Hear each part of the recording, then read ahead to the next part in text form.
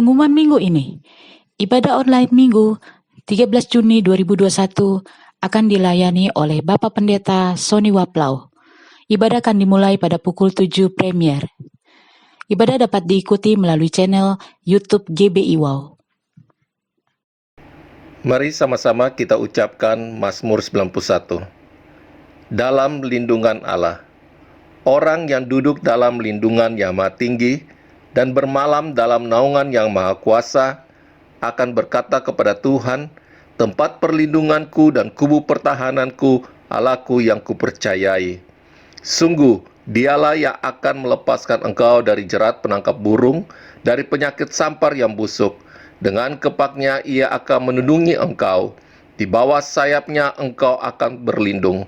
Kesetiaannya ialah perisai dan pagar tembok. Engkau tak usah takut terhadap kedahsyatan malam, terhadap panah yang terbang di waktu siang, terhadap penyakit sampar yang berjalan di dalam gelap, terhadap penyakit menular yang mengamuk di waktu petang. Walau 1.000 orang rebah di sisimu dan 10.000 di sebelah kananmu, tetapi itu tidak akan menimpamu. Engkau hanya menontonnya dengan matamu sendiri dan melihat pembalasan terhadap orang-orang fasik. Sebab Tuhan ialah tempat perlindunganmu, yang maha tinggi telah kau buat tempat perteduhanmu. Malapetaka tidak akan menimpa kamu, dan tulah tidak akan mendekat kepada kemahmu. Sebab malaikat-malaikatnya akan diperintahkannya kepadamu untuk menjaga engkau di segala jalanmu. Mereka akan menata engkau di atas tangannya, supaya kakimu jangan terantuk kepada batu. Singa dan ular tedung akan kau langkahi. Engkau akan menginjak anak singa dan ular naga. Sungguh, hatinya melekat kepadaku, maka aku akan meluputkannya. Aku akan membentenginya, sebab ia mengenal namaku.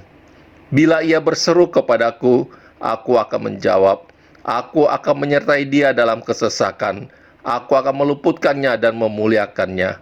Dengan panjang umur akan kukenyangkan dia, dan akan kuperlihatkan kepadamu keselamatan daripadaku.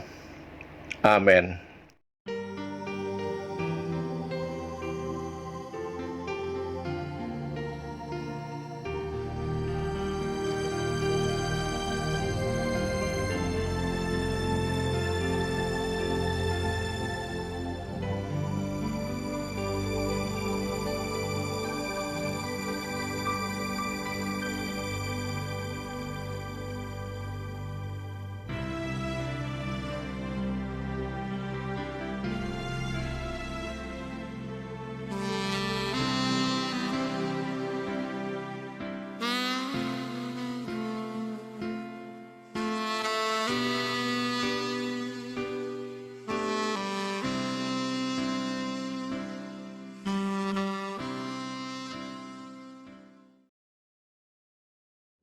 Shalom saudara, saya percaya hari ini kita semua dalam keadaan yang luar biasa baik.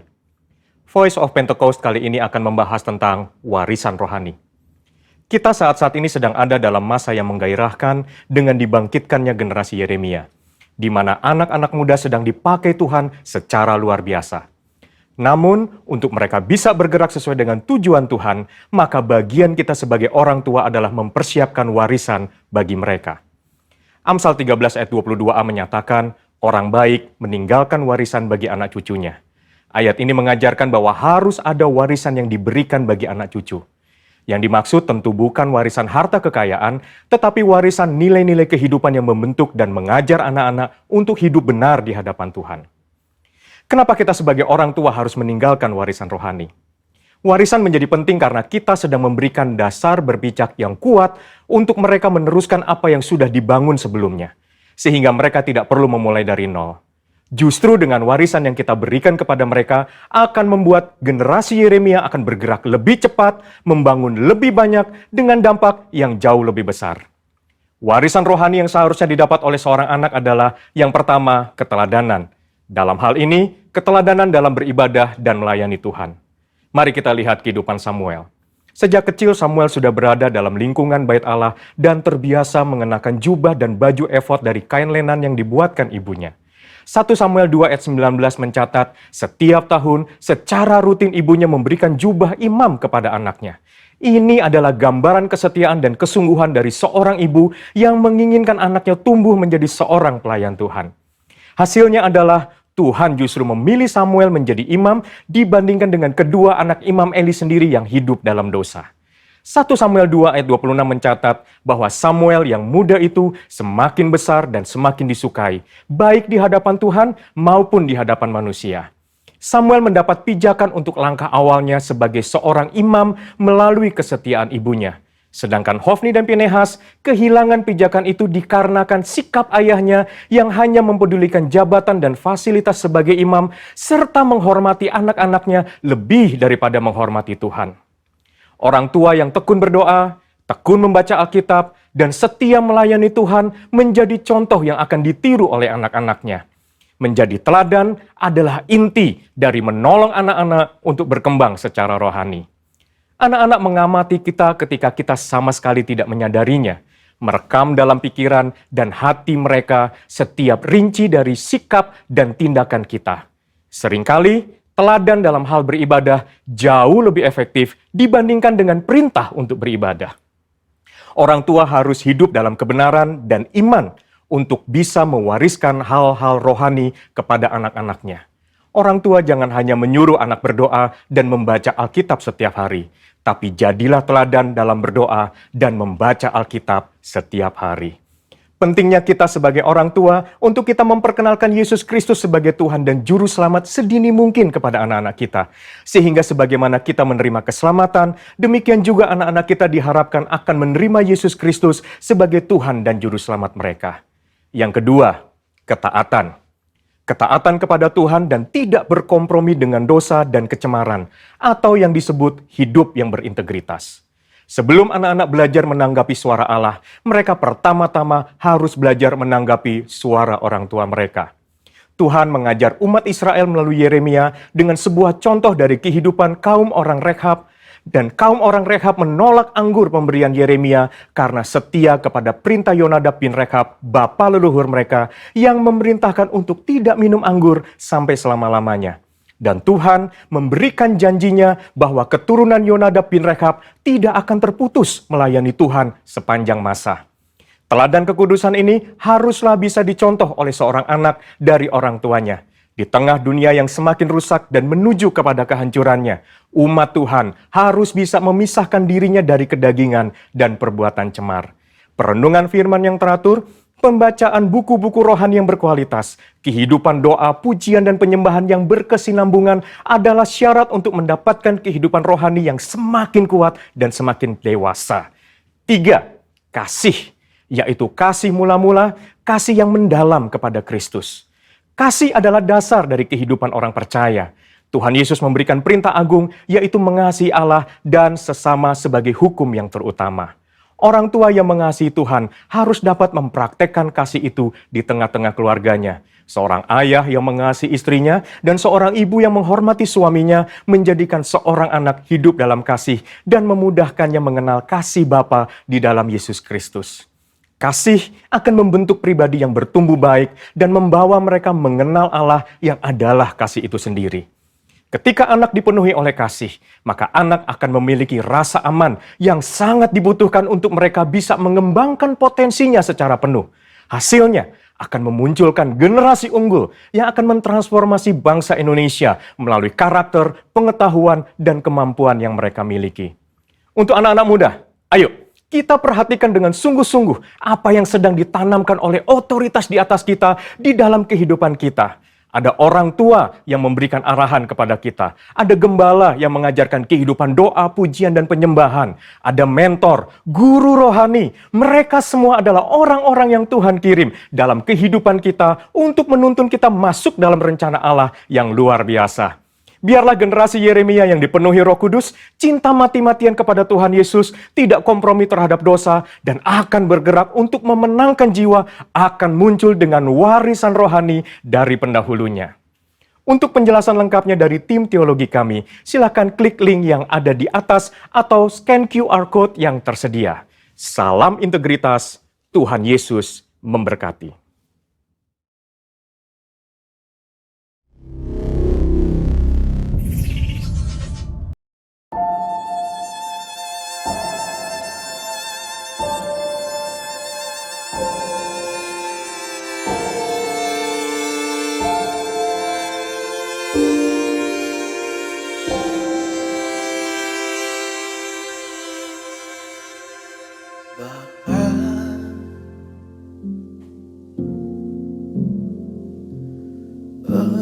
Engkau sungguh baik, kasih-Mu melimpah di hidupku.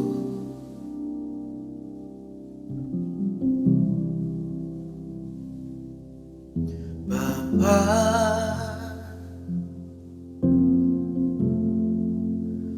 ku berterima kasih berkat-Mu hari ini yang Kau sediakan bagiku.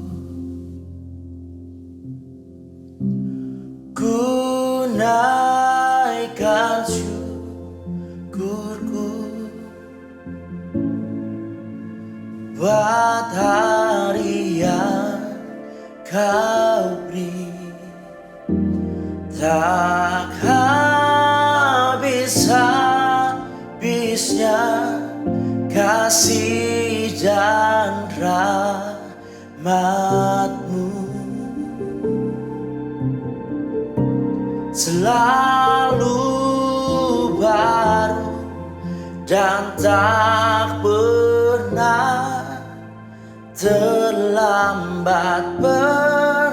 Pertolongan-Mu besar, setia-Mu di sepanjang hidupku. Bersama-sama angkat suara Bapa,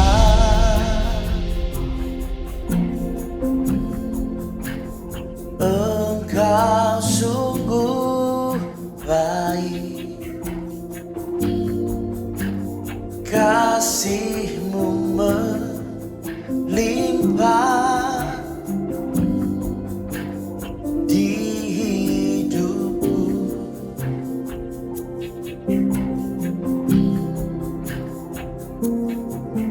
Bapa,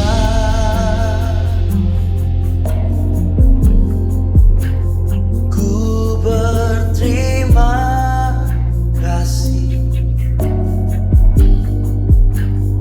berkat-Mu hari ini yang Kau sediakan bagiku.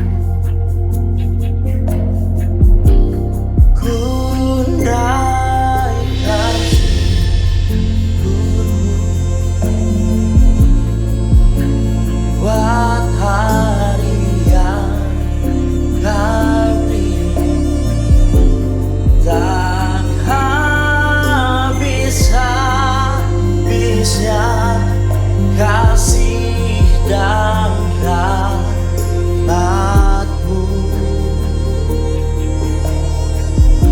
selalu baru dan tak pernah terlambat. Pertolongan-Mu besar, setia-Mu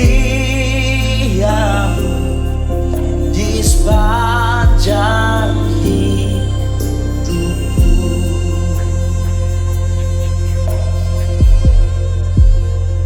Abba Bapa, ku mengangkat tanganku, Tuhan Yesus, ku berikan hatiku, ya Roh Kudus, jamah seluruh hidupku.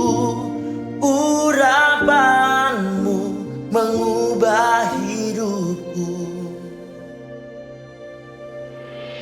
Bawa aku dekat padamu, menikmati kehadiran-Mu.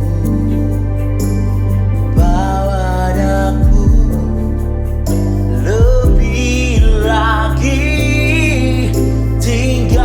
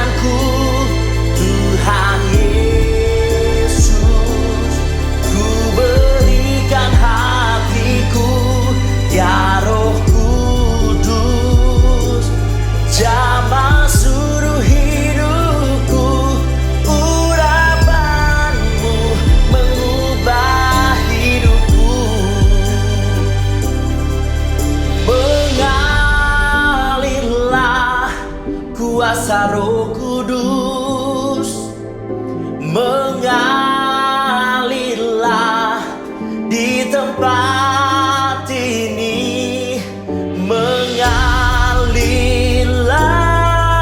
oh Roh Kudus, pulihkanku. Mengalirlah kuasa Roh Kudus, mengalirlah di tempat ini, mengalirlah, oh Roh Kudus, di hidupku.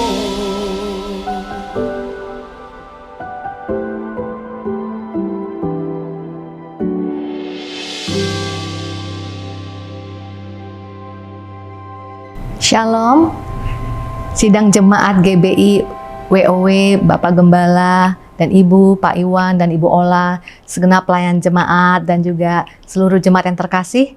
Kita percaya kita semua ada dalam pemeliharaan Tuhan. Dan pagi hari ini kita mau diberkati Tuhan dengan firman-Nya yang akan menguatkan kita dan membawa kita masuk dalam kegenapan rencana yang mulia. Mari kita berdoa.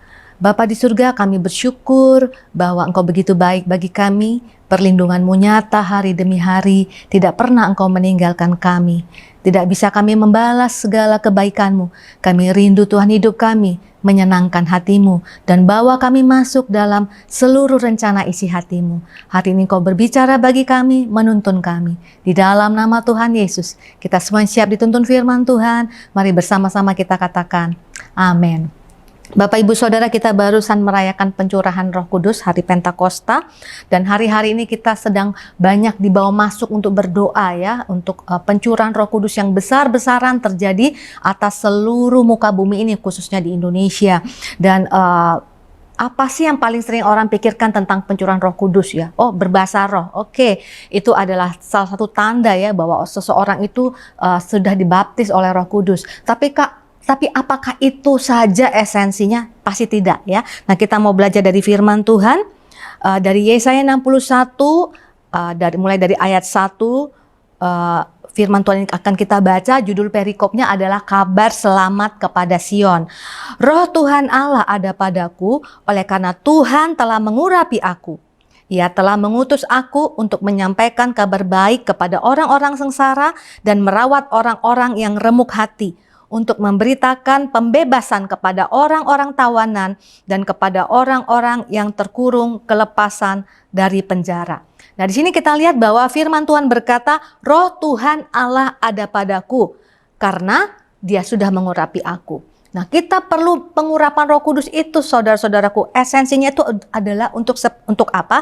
Yaitu seperti judul perikopnya, kabar selamat kepada Sion. Supaya keselamatan itu bukan hanya sampai kepada diri kita, tapi juga banyak orang. Mulai dari keluarga kita, kerabat kita, ya orang-orang di pekerjaan kita, dan bangsa kita, bahkan sampai bangsa-bangsa itu diselamatkan. Karena di sini firman Tuhan berkata, Roh Tuhan itu mengurapi kita untuk mengutus kita menyampaikan kabar baik. Ya, kabar baik tentu saja kabar keselamatan kepada siapa? Kepada orang-orang sengsara, orang remuk hati, ya, membebaskan orang-orang yang tertawan dalam belenggu dosa dan yang terkurung kelepasan dari penjara. Ayat ini pun dikutip lagi oleh Tuhan Yesus waktu Tuhan Yesus khotbah.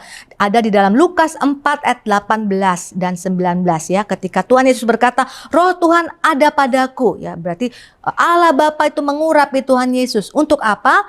Oleh sebab Ia telah mengurapi aku untuk menyampaikan kabar baik kepada orang-orang miskin, dan Ia telah mengutus aku, ayat 19, untuk memberitakan pembebasan kepada orang-orang tawanan dan penglihatan bagi orang-orang buta, untuk membebaskan orang-orang yang tertindas, untuk memberitakan tahun rahmat Tuhan telah datang. Sehingga kalau hari ini gembala senior kita diberikan hati untuk terus berdoa ya, gelombang pencurahan Roh Kudus besar-besaran terjadi. Ini untuk satu tujuan yang Tuhan sudah taruh sejak zaman perjanjian lama, yang sudah ada dalam isi hati Tuhan sejak dahulu kala, yaitu supaya semua orang diselamatkan. Nah, saudara-saudara, Tuhan itu lebih peduli kehidupan daripada kematian. Banyak orang hanya berpikir, oh COVID ya, Tuhan murka, Akhirnya banyak orang binasa.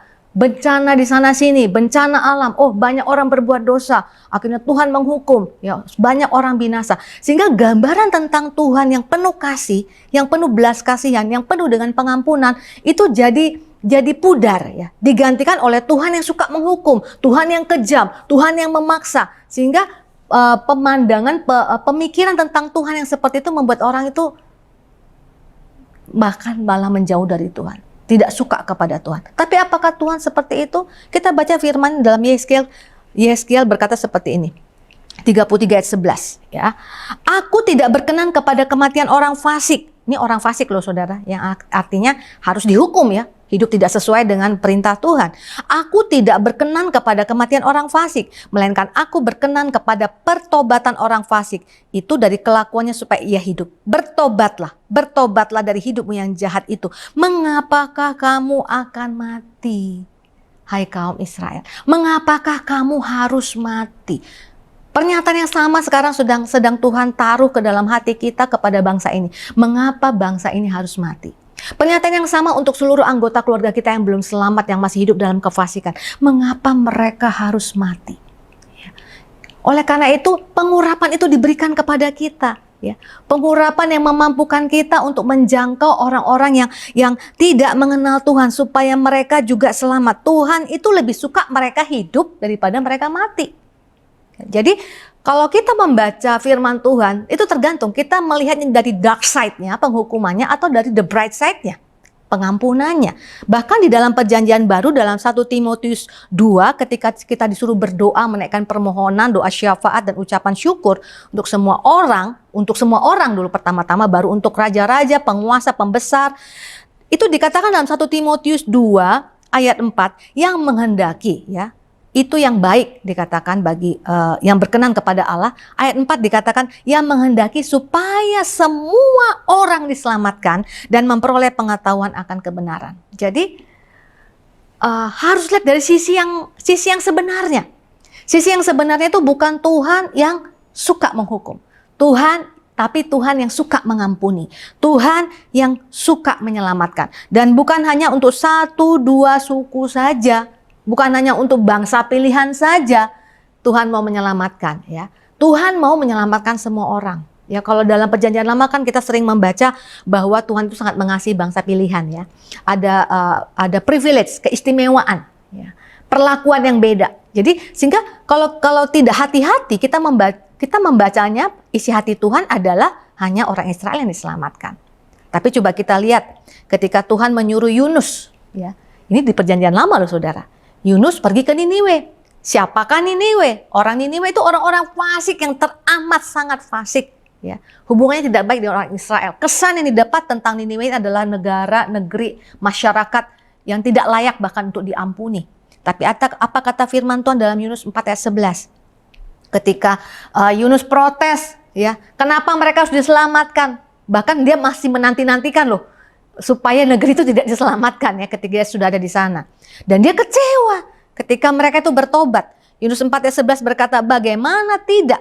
Firman Tuhan berkata, aku akan sayang kepada Niniwe, kota yang besar itu, yang berpenduduk lebih dari 120.000 orang, yang semuanya tak tahu membedakan tangan kanan dari tangan kiri dengan ternak yang banyak. Berarti ini orang yang kalau udah nggak bisa bedakan tangan kanan dan tangan kiri, waduh ini udah bahaya sekali, udah lebih daripada abu-abu. Semuanya itu udah kacau di sana saudara. Sampai udah nggak bisa lihat mana tangan kanan, mana tangan kiri. Ini jahatnya luar biasa. Tapi Tuhan berkata sejak zaman itu pun Tuhan sudah mengasihi orang yang jahat. Saudara-saudara ya, sekarang Tuhan bertanya kepada kita semuanya dengan kalimat yang sama. Bagaimana tidak aku akan sayang kepada Indonesia, negeri yang besar itu, yang berpenduduk lebih dari ratusan juta jiwa orang ya, yang belum diselamatkan. Lebih kecil lagi skopnya, bagaimana tidak aku akan sayang kepada keluargamu yang sudah engkau bela sekian lama dan belum ada tanda-tanda pertobatan. Tuhan rindu mereka semua diselamatkan. Oleh sebab itu Tuhan mengurapi kita. Kenapa saudara-saudaraku? Tuhan mengurapi kita ya sebagai orang-orang yang stand in the gap. Karena itu adalah aturan mainnya di dalam firman Tuhan ya. Kita orang berdosa. Bapa itu tidak berkenan kepada dosa. Tidak bisa dipersatukan. Ada jurang yang dalam. Sehingga harus ada Yesus yang menyelamatkan. Nah, ketika Yesus sudah menyelamatkan, sudah membasuh semua dosa, tidak perlu disalibkan lagi, kalaupun ada orang yang masih berdosa sekarang untuk menyelamatkan, tapi Tuhan masih mau pakai kita. Karena apa? Walaupun Yesus sudah ditebus, Yesus sudah mati, Yesus sudah bangkit ya. Tapi bukan berarti semua orang mau diselamatkan. Masih banyak orang yang keras hatinya. Itu sebabnya Tuhan mau mengurapi kita, untuk mengutus kita untuk menyampaikan kabar baik kepada mereka. Karena aturan mainnya itu seperti itu, saudaraku. Ada orang yang stand in the gap. Kita lihat dari ayat ini, Yeskiel 22 ayat 30. Aku mencari di tengah-tengah mereka seorang yang hendak mendirikan tembok atau mempertahankan negeri itu di hadapanku, supaya jangan kumusnahkan. Ya, jadi dari sini aja kita sudah lihat isi hati Tuhan. Tuhan tuh nggak mau memusnahkan negeri itu.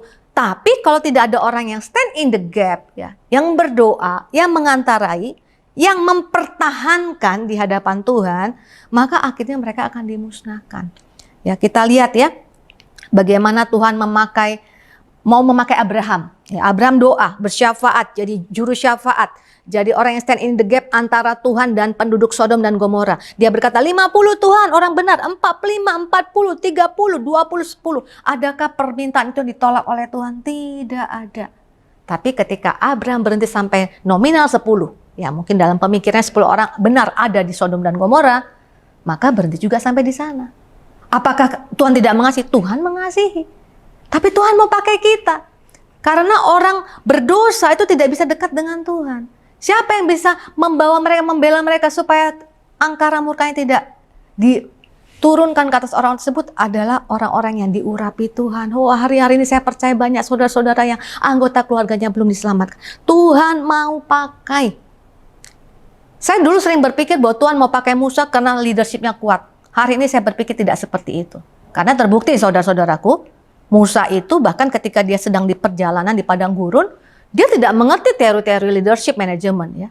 Bahkan harus Yitro datang mertuanya untuk mengasih tahu, kamu capek dari pagi sampai sore itu mengurus begitu banyak urusan orang-orang Israel. Padahal banyak orang yang bisa menjadi downlinermu untuk nolong kamu. Loh, yang ngajarin justru itu tidak ada dalam pikiran Musa, yang ngajarin orang lain. Jadi kenapa dia dipilih oleh Tuhan?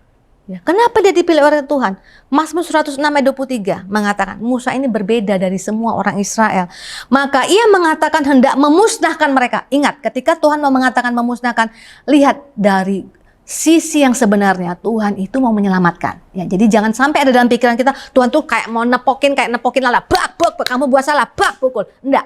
Tuhan itu mau menyelamatkan. Tapi dosamu tidak membuat dosa orang-orang tersebut membuat harus terjadi penghukuman.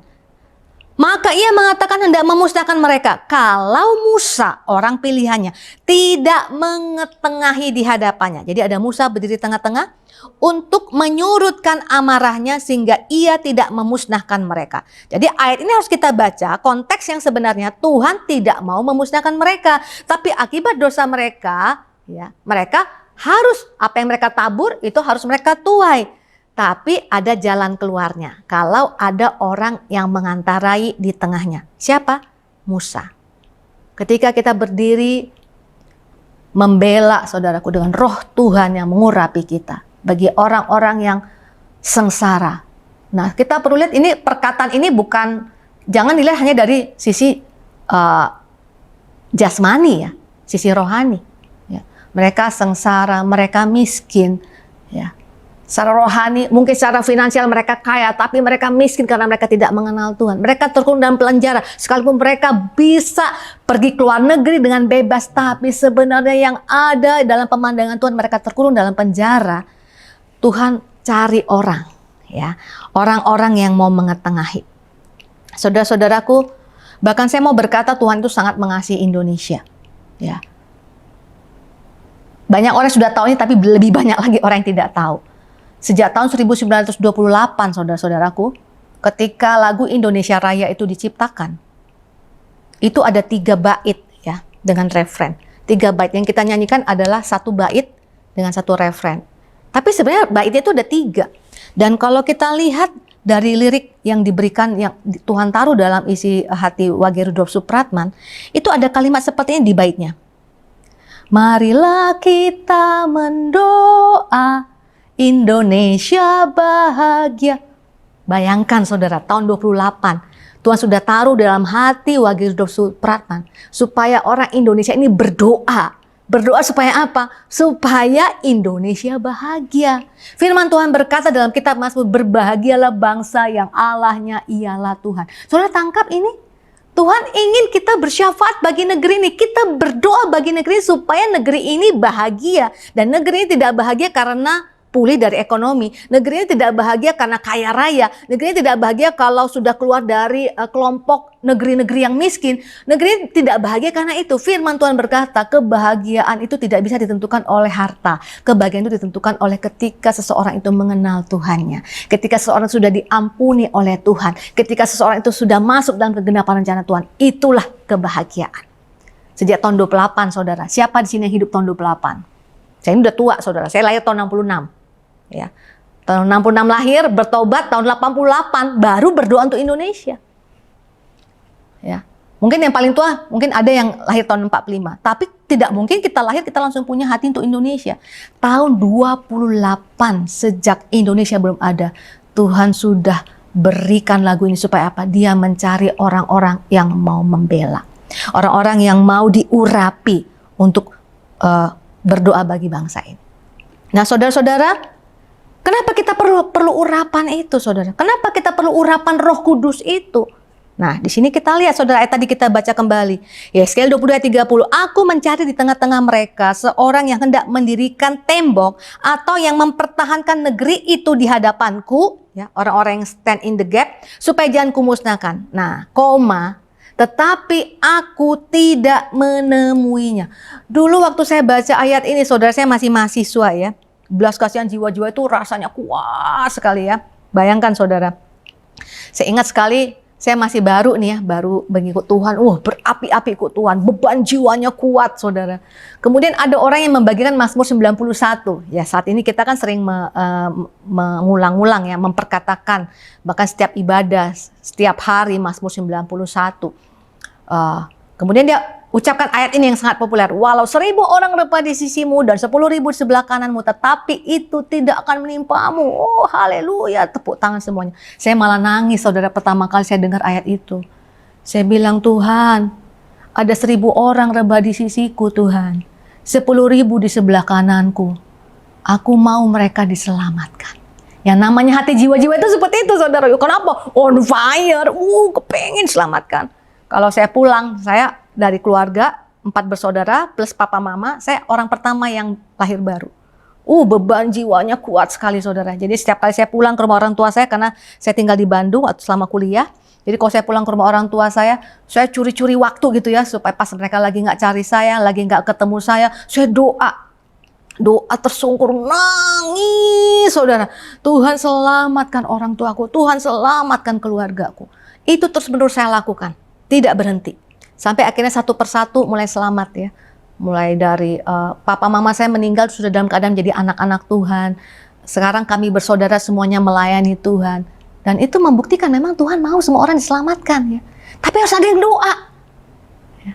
Harus ada yang sungguh-sungguh membela. Saya pun diselamatkan karena Tuhan rindu semua orang diselamatkan. Saya ingat sekali saya diselamatkan itu bukan dari percobaan pertama orang menginjili saya. Itu bukti bahwa Tuhan itu mencari semua orang. Melalui siapa saja yang bisa digerakkan, yang mau diurapi untuk memberitakan kabar keselamatan. Sesudah beberapa kali bahwa akhirnya saya diselamatkan. Saya percaya bahwa Bapak Ibu Saudara juga punya story. Mungkin ada yang harus mengalami sakit dulu ya. Mungkin ada yang harus mengalami kebangkrutan dulu. Tapi itu semua adalah inti dari cerita kita semua adalah Tuhan mengasihi kita dan mau menyelamatkan kita. Nah, on fire. Nah, makanya saya aneh kan. Kok Tuhan bilang, tetapi aku tidak menemuinya. Masa sih Tuhan? Dari sekian banyak orang-orang itu tidak ada yang mau membela negeri itu di hadapanmu. Bukankah ada nabi-nabi Tuhan? Bukankah ada orang-orang yang kita baca di Alkitab? Masa Tuhan berkata seperti itu? Nah, saudara-saudaraku, ini adalah suatu pernyataan dari Tuhan. Kalau kamu nggak bergantung kepadaku, kalau kamu tidak mendapatkan pengurapan daripadaku, maka kalau manusia ya belas kasihan untuk mengasihi orang lain itu terbatas. Kita perlu pengurapan Roh Kudus, kita perlu bantuan daripada Roh Kudus ya untuk memelihara hati kita penuh dengan belas kasihan. Seorang Musa yang ketika dia penuh belas kasihan dia berkata seperti ini, Tuhan, coret namaku dari kitab kehidupan kalau engkau tidak menyelamatkan mereka. Wah, ini kan belas kasihan saudara, rindu semua orang Israel diselamatkan. Waktu menggebu-gebu bisa seperti itu. Tapi lihat Mazmur 106 ayat 32, ketika hatinya gusar melihat orang Israel di Mara dan Meriba. Mazmur 106 ayat 32 berkata, mereka menggusarkan dia, Tuhan, dekat air Meriba, sehingga yang kena celaka siapa? Sehingga Musa kena celaka karena mereka. Sebenarnya yang digusarkan itu hati Tuhan. Ya, karena bolak-balik udah lihat mujizat, sukacita. Nanti kalau nanti ada persoalan, mulai sebel lagi sama Tuhan, mulai mengeluh, mulai mengatakan lebih baik kembali ke tanah Mesir. Tapi kok Musa yang kena celaka saudara? Ayat 33, sebab mereka memahitkan hatinya, hati Musa, sehingga ia teledor dengan kata-katanya. Mereka memahitkan hati Musa yang tadinya, Tuhan coret namaku dari kitab kehidupan. Begitulah dia ingin membelanya ya saudara. Tapi ketika terus-menerus terjadi kebebalan, pemberontakan, kalau hanya mengandalkan hati manusia, maka kita pun akan sama seperti Musa. Hatinya jadi pahit. Waktu jadi pahit, jadi teledor dengan kata-kata. Ya. Kasih menjadi dingin. Itu bisa terjadi. Jadi kita perlu bahan bakar. Kita perlu bahan bakar. Kasih itu perlu bahan bakar. Bahan bakarnya apa saudara? Yaitu daripada Roh Kudus. Hati Tuhan. Waktu kita dekat dengan Tuhan, kita ngerti hati Tuhan. Kita ngerti maknanya kita diurapi itu bukan supaya kita menjadi hebat, menjadi khotbahnya lebih luar biasa. Kalau kita urapi orang yang sakit sembuh jadi sembuh. Lebih dari itu. More than that. Ada belas kasihan yang berkobar yang membuat kita selalu rindu mereka diselamatkan. Matius 24 ayat 12 berkata, dan karena makin bertambahnya kedurhakaan, maka kasih kebanyakan orang akan menjadi dingin. Saya pun sama kok saudara, ketika mendoakan orang ya, terus nangis, nggak bertobat. Nangis, nggak bertobat. Malah makin mengerikan perbuatannya. Apa yang terjadi? Lama-lama give up. Sudahlah, buat apa didoakan lagi? Apalagi kalau kita tersakiti dengan perbuatannya. Give up kita untuk mendoakan saudara. Ya, saya ingat ada orang yang kami layani, anaknya tuh udah bolak-balik meninggalkan rumah, kemudian dibawa pulang, meninggalkan rumah, dibawa pulang. Ini anak loh sudah, meninggalkan rumah, dibawa pulang. Sampai suatu ketika orang tuanya berkata, udahlah pergi aja kamu sana. Aku punya 2 anak, kamu mau pergi, aku masih punya 1 anak. Karena itu kasih manusia saudara.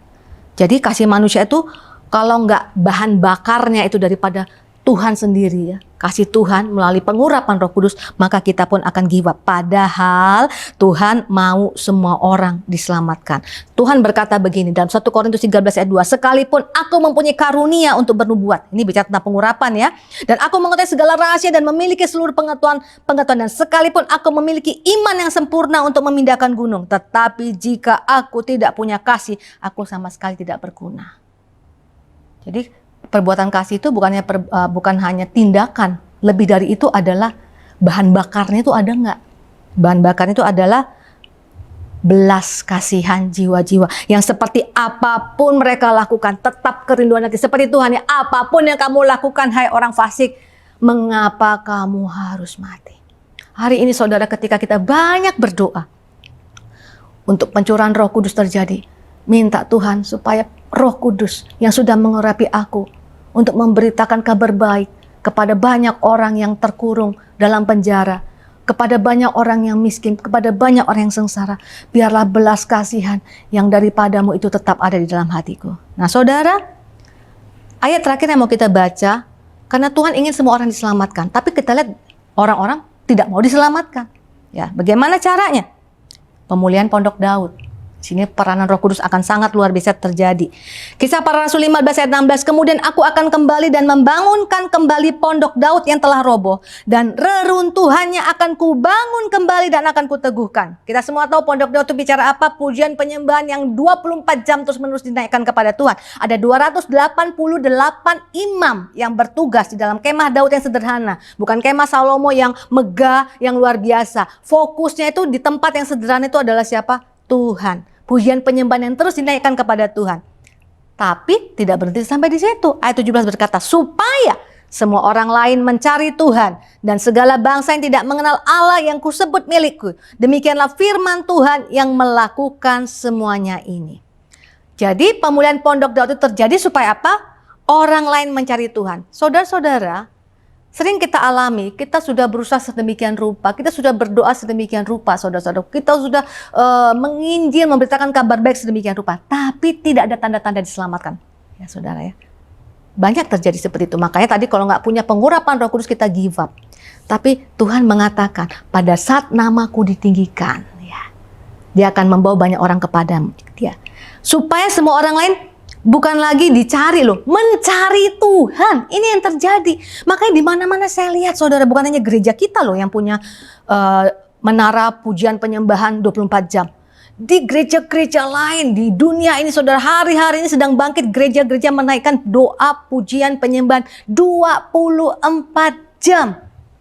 Tiba-tiba saudara di zaman online ini terus demikian bergerak. Doa pujian penyembahan mungkin harus berganti-gantian seperti kita satu gereja dengan satu gereja lainnya. Ambil bagian saudaraku. Karena apa? Ketika ini terjadi, orang lain itu yang tadinya tidak mau diselamatkan, yang keras hatinya itu mencari Tuhan. Dan segala bangsa yang tidak mengenal Allah yang kusebut milikku menjadi milik Tuhan. Kalau kita nggak tangkap ini, kita merasa bahwa dapat tugas lagi nih, harus ikut lagi nih, kuota lagi nih. Saudara kalau nggak kenal maksud Tuhan, kita nggak akan ikut bagian. Saya ikut ambil bagian saudara. Saya nggak ikut ambil bagian saudara. Apa yang bisa saya lakukan Tuhan? Aku mau jadi ambil bagian dalam gerakan pemulihan pondok Daud. Karena saat kita menyembah Tuhan, Tuhan berkata Dia bertata di atas puji-pujian kita. Dia begitu dekat. Kalau Dia dekat dengan kita, apa yang terjadi saudara? Kobaran ya, kobaran api belas kasihan itu pasti terjadi. Hati yang tetap terjaga untuk mengerti hati Tuhan bukan hanya menyelamatkanku, tapi juga menyelamatkan orang lain, itu akan terjadi. Dan terjadi orang lain mencari Tuhan. Bagaimana cara bekerjanya? Pujian penyembahan itu bisa membuat orang datang mencari Tuhan. Karena Hosea 10 ayat 11 berkata, Yehuda harus membajak. Ya, puji-pujian Yehuda itu praise. Yehuda itu puji-pujian. Puji-pujian itu harus membajak. Tugas puji-pujian itu ketika kita meninggalkan Tuhan, sisi lainnya adalah terjadi pembajakan. Hati yang keras dibajak. Saudara, benih, sehebat apapun benih, ditanam, ditaruh di tanah yang keras, nggak akan terjadi apa-apa saudara. Jadi tanahnya harus subur dulu. Cara membuat suburnya bagaimana? Dengan membajak. Ya, membajak dilakukan, ada pupuk diberikan, tanahnya itu jadi tanah yang baik. Ketika benih ditaruh di sana, maka akan tumbuh bahkan 100 kali lipat hasilnya. Itu yang terjadi. Hari-hari ini kita berhadapan dengan kehendak bebas manusia, kehendak bebas yang tidak mau mengenal Tuhan. Ya. Sehebat apapun yang kita lakukan, kalau hatinya keras, nggak bisa bertobat, saudara. Padahal kita sudah mau nih stand in the gap nih Tuhan. Ya. Aku mau berdoa ini Tuhan, aku mau memberitakan kabar kesukaan. Tapi kalau hatinya keras, benihnya jatuh di tanah yang keras, gak terjadi apa-apa saudara. Tapi beda ya, ketika hatinya sudah lembut. Ya. Dengan apa melembutkannya? Makanya Tuhan bangkitkan menara doa pujian penyembahan 24 jam di seluruh pelosok dunia ini saudara. Siapa pelaku-pelakunya? Bapak Ibu Saudara dan saya. Kita doa dengan pengurapan Roh Kudus, kita menyembah dengan pengurapan Roh Kudus, percayalah, maka akan kita dengar di mana-mana terjadi pertobatan-pertobatan yang luar biasa. Percayalah, keluarga kita juga akan mengalami pertobatan. Mereka yang mencari Tuhan. Selama ini kita cari mereka nggak mau, saudara. Selama ini kita mau kabarkan mereka nggak mau. Tapi saat hati mereka sudah lembut, mereka dikatakan mereka mencari Tuhan. Dan itulah isi hati Tuhan sebenarnya ketika kita diurapi supaya mereka diselamatkan. Hari ini Bapak Ibu Saudara, Roh Kudus dicurahkan atas kita. Amin. Biarlah maksud yang sebenarnya dari pencurahan itu terjadi supaya mereka semua diselamatkan. Dan ketika kita memilikinya, saudara-saudaraku, maka kita nggak akan gampang give up. Karena ini bukan kasih kita kita give up, kasih kita bisa dingin melihat kebebalan hati mereka, melihat perbuatan penganiayaan diberikan atas tubuh Tuhan. Kita bisa dingin loh hati kita, saudara. Tapi beda ketika pengurapan itu membuat kobaran api belas kasihan itu tetap ada, saudara. Hasilnya kita serahkan kepada Tuhan. Bagian kita melakukan, dan lihat, ketika Tuhan menyuruh kita dengan pengurapan yang ada di atas kita, terus menaikkan doa pujian penyembahan, kita akan lihat, saudara, peristiwa-peristiwa yang mungkin nggak pernah kita dengar akan terjadi, ya, saudara ya. Seperti peristiwa di Wales mungkin akan terjadi sampai penjara-penjara jadi kosong. Bapak Ibu Saudara mau ikut ambil bagian dalam gerakan pengurapan Roh Kudus? Saya percaya kita semua mau. Mari kita berdoa. Terima kasih Bapa di surga, Engkau begitu baik bagi kami. Terima kasih Tuhan kalau Engkau menyelamatkan kami dan Engkau mau menyelamatkan semua orang. Pakai kami dengan pengurapan Roh Kudus untuk maksud dan tujuan-Mu Tuhan. Seluruh Indonesia diselamatkan, seluruh muka bumi diselamatkan. Di dalam nama Tuhan Yesus. Amin. Tuhan Yesus memberkati. Shalom, saya percaya saudara pasti diberkati lewat kebenaran firman-Nya. Saat ini saya rindu mengajak saudara semua untuk berdoa syafaat bagi bangsa dan negara kita, bangsa Indonesia. Mari kita berdoa. Tuhan Allah Bapa bertahta dalam kerajaan surga, Tuhan yang kami kenal dalam nama Tuhan kami Yesus Kristus. Terima kasih banyak Tuhan untuk hari yang indah yang Tuhan jadikan hari ini. Kami beroleh kekuatan karena Engkau sendiri yang berbicara lewat hamba-Mu ya Tuhan. Terima kasih banyak Bapak, terima kasih. Kami juga berdoa Tuhan untuk negara kami dan bangsa Indonesia juga beserta seluruh rakyat Indonesia. Roh damai sejahtera turun atas bangsa kami, sehingga rakyat Indonesia mengalami pemulihan demi pemulihan. Terima kasih banyak Bapak, kami juga mengucap syukur untuk pemerintahan yang asalnya dari Tuhan. Tuhan memberkati pemerintahan kami dari yang tertinggi hingga terendah. Roh takut akan Tuhan ada pada pemerintahan kami. Hingga semua kebijakan, semua undang-undang apapun yang mereka buat, semua di bawah kuasa Tuhan. Terima kasih banyak Bapak, terima kasih. Kami juga mengucap syukur untuk Gembala Sidang kami, Pak Niko Nyoto Raharjo beserta keempat wakilnya, juga Gembala Rayon CK9, Pak Sony Waplau dan Pak Handri, juga Gembala kami GBI WOW, Pak Iwan Wijaya dan Ibu Ola, juga beserta seluruh tim penggembalaan GBI Gatot Subroto. Tuhan yang memilih, Tuhan yang menetapkan. Pertajam visi gereja ini Tuhan, sehingga kami jemaat menjadi disempurnakan Tuhan, menjadi serupa dan segambar dengan Engkau ya Bapa. Tuhan memberkati gembala sidang kami Tuhan, dengan berkat surgawi turun atas gembala sidang kami hingga turun kepada kami semua jemaat. Terima kasih banyak Bapak, terima kasih. Dan Tuhan, saat ini kami berdoa Tuhan untuk semua jemaat GBI WOW ataupun seluruh jemaat yang mendengar online ini ya Bapak. Tuhan, di saat pandemi COVID-19 ini Tuhan, adalah saat yang terbaik untuk kami menanam atau kami menabur. Walaupun kami menabur dengan air mata Tuhan, tapi pada waktunya kami percaya kami akan menuai dengan sorak-sorai sampai berkas-berkasnya. Terima kasih banyak Bapak, terima kasih. Kami juga teringat buat saudara-saudara kami yang sudah menabur. Tuhan memberkati mereka berlimpah-limpah. Tuhan memberkati keluarganya, usahanya, pekerjaannya. Apapun yang mereka kerjakan, Tuhan buat berhasil. Karena mereka memberi bukan untuk supaya dilihat manusia, karena mereka memberi untuk pekerjaan Tuhan, sehingga nama Tuhan dipermuliakan. Terima kasih banyak Bapak, terima kasih. Engkau adalah Jehovah Jireh, kami tidak akan pernah kekurangan. Terima kasih banyak Bapak, terima kasih. Kami alaskan doa syafaat kami hanya di dalam nama Tuhan Yesus Kristus, Allah yang hidup, Allah yang sekali-kali tidak pernah meninggalkan kami. Haleluya, amin. Tetap semangat, Tuhan beserta kita.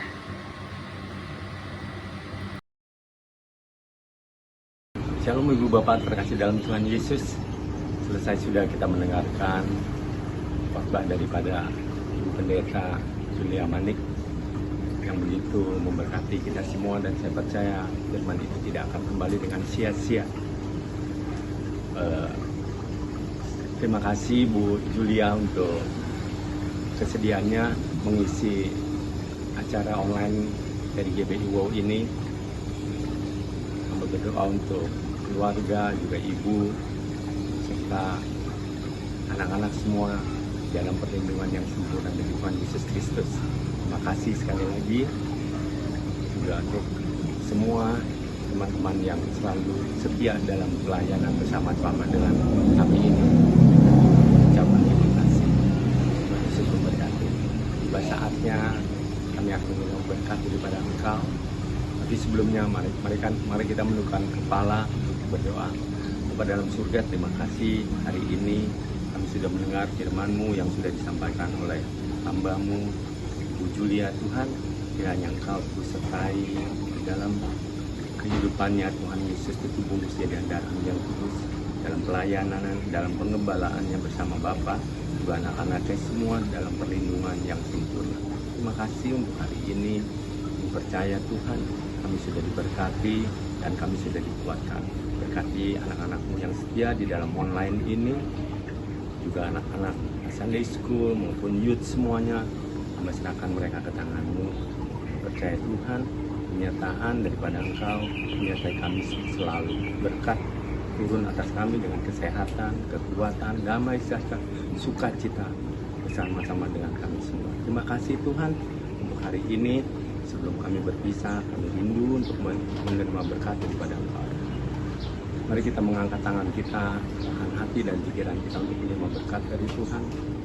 Damai sejahtera, sukacita dari Allah Bapa, kasih karunia dari anak yang tunggal Tuhan Yesus Kristus, penyertaan yang manis dari Roh Kudus, menyertai kita sekarang sampai selama-lamanya. Yang percaya kita sudah menerima berkat ini, sama-sama katakan amin. Tuhan Yesus memberkati.